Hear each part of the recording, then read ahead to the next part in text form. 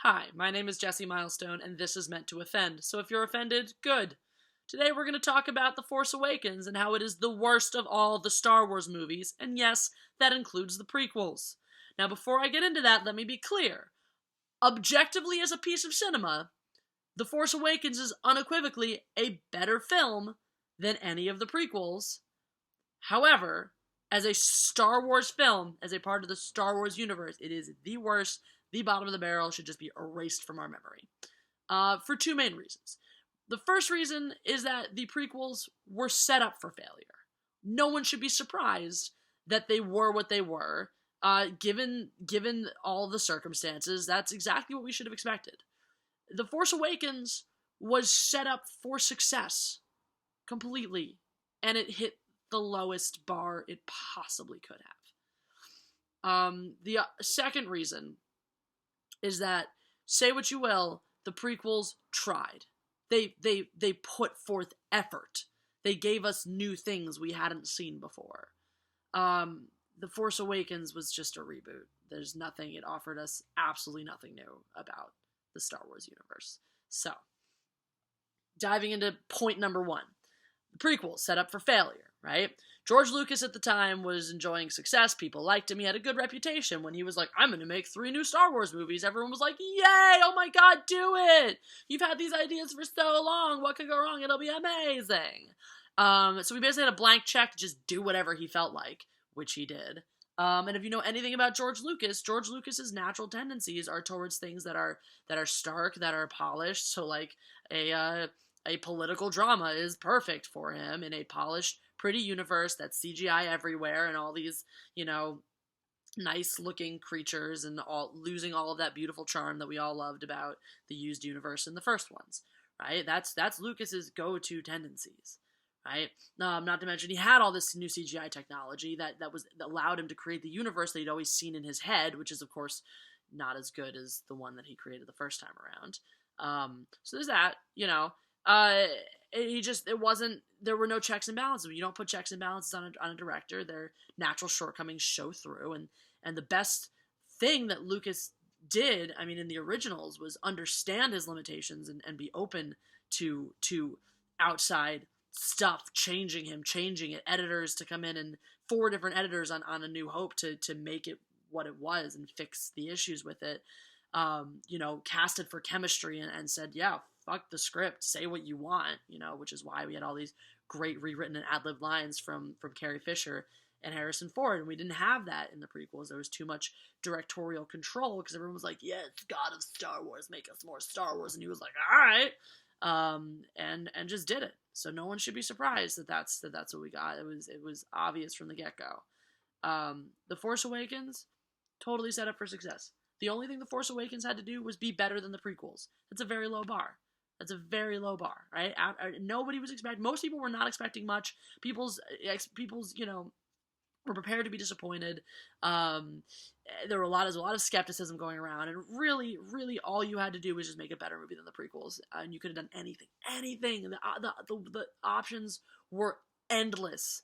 It didn't even have to be that good, as long as it was, again, better than the prequels. People would have been thrilled. People would have been so excited, and yet,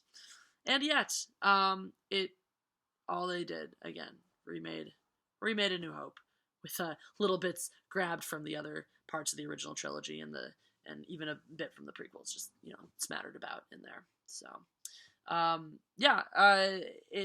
the prequels, like I said, put forth effort.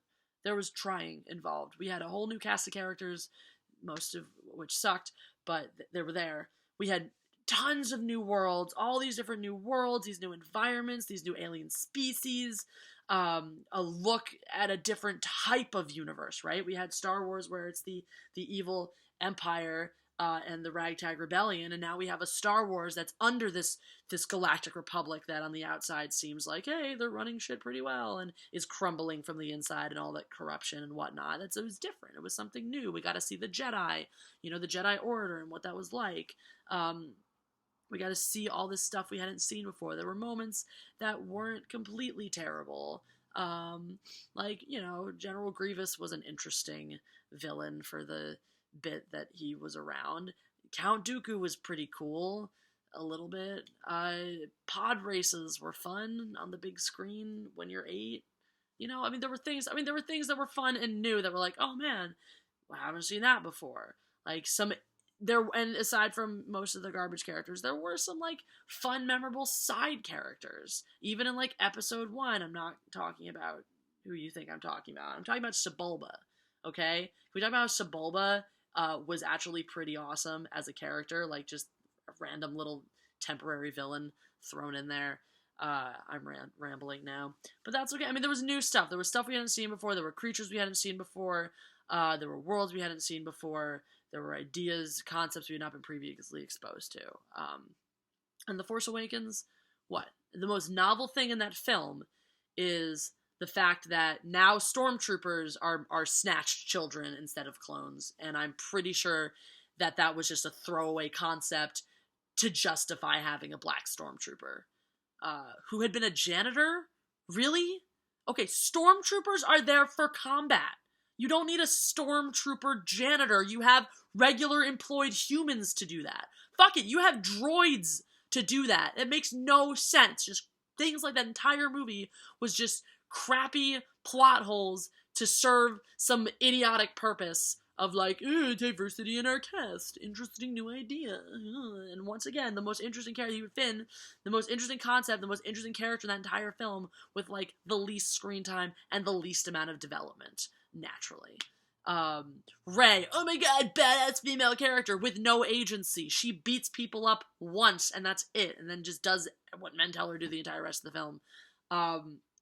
Everything in it was just a mirror. It was just a repeat of things we'd already seen before. You had scenes like, of course, Han and Kylo Ren on that little bridge thing out on the Star Killer, which was by the only redeeming thing about that, only like remotely clever redeeming shout out to the fans about that is the fact that the original title for Star Wars was The Adventures of Luke Star Killer, and then you have the Star Killer. So like, okay, fine, but we'll talk about how that was stupid in a second.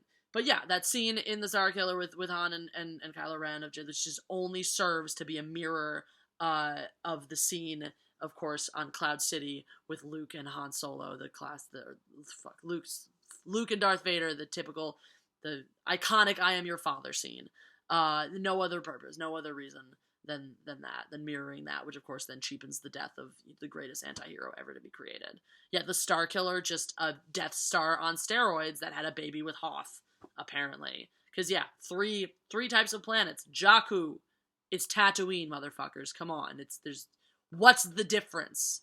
I think of it as Tatooine because it looked exactly like it. Anyway, Jakku, the Tatooine planet. We had that foresty planet they went to that was just like Yavin 4. We had Hoth that had a love child with the Death Star, and now we have Ice Planet Hoth mixed with giant evil space station. Like, really, nothing remotely. It's like they didn't even try. It was just these little gimme things like, ooh, we're gonna have a female villain. We're gonna have a female lead and a black lead. Have fun. We're gonna get original characters back in, and then we're just gonna reboot the entire movie. And as everybody knows, reboots are just a worse version of the original film. So no reason, absolutely no reason for it. The prequels, they tried. At least they tried. Honestly, if I'm going to sit down and watch those, or I would rather watch 6 hours of prequel than subject myself to The Force Awakens another single time in my life.